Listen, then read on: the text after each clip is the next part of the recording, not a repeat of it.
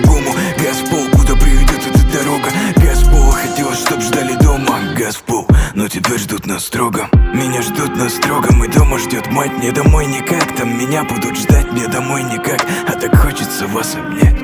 Вот факт.